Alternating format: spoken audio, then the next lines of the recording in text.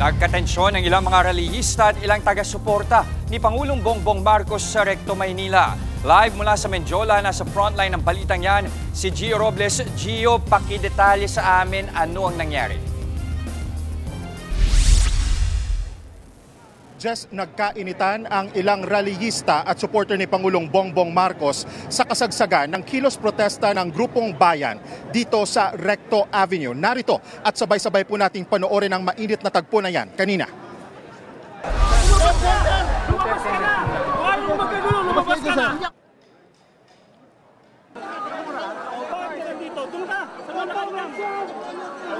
Sa Malacan silang kurakot. Lumabas ka na! O ayaw mo magkagulo, lumabas ka na!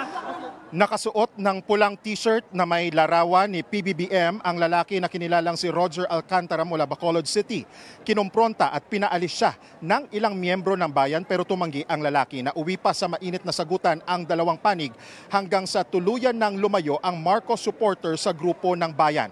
Sa kasagsagan ng protesta kanina, sinira at pinukpok ng grupo ang malaking effigy na may buntot ng buwaya pero may mukha ng Pangulo at Vice President Sara Duterte. Nais ng grupong bayan na bumaba sa pwesto si PBBM at Inday Sara. Bukod dyan, gusto rin umano nilang managot ang lahat ng kurakot sa gobyerno. Hindi na nagtagal ang protesta ng bayan sa Recto matapos harangin ng mga pulis. Mahigpit ang ipinapatupad na seguridad sa Menjola at mga daan sa paligid o malapit sa Malacanang habang isinasagawa ang kaliwat kanang kilos protesta ngayong linggo.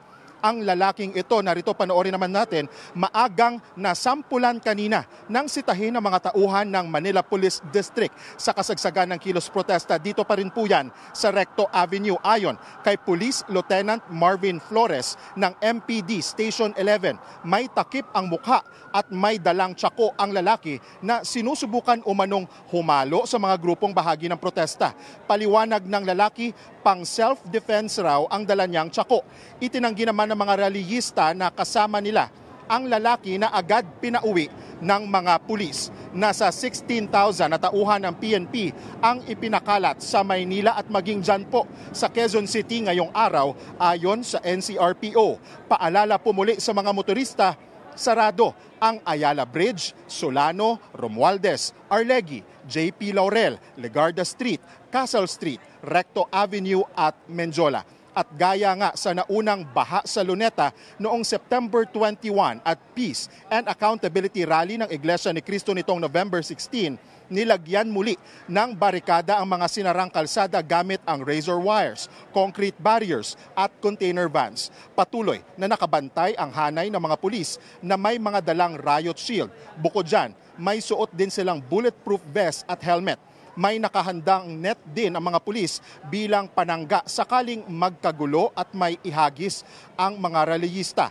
Itinanggi naman ng kapulisan na hindi overkill ang kanilang ipinatutupad na seguridad.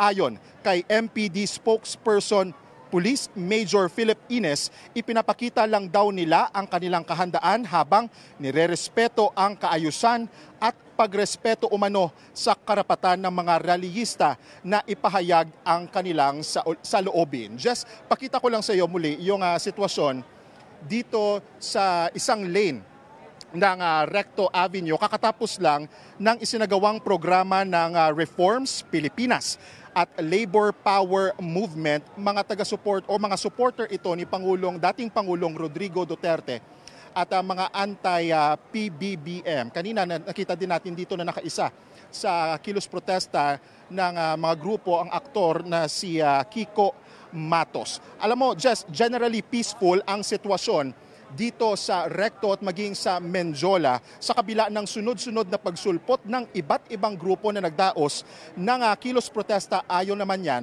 kay NCRPO Regional Director Aberin, walang naitalang paglabag, krimen o kaguluhan simula kaninang umaga. Jess, balik sa iyo. So Gio, ibig sabihin, kadalasan yung karamihan ng mga grupo na nandyan pa ngayon sa Recto, eto na yung mga supporters ni Duterte, ano? At hindi ba sila nagpang-abot din ng ibang mga progresibong grupo kaninang umaga?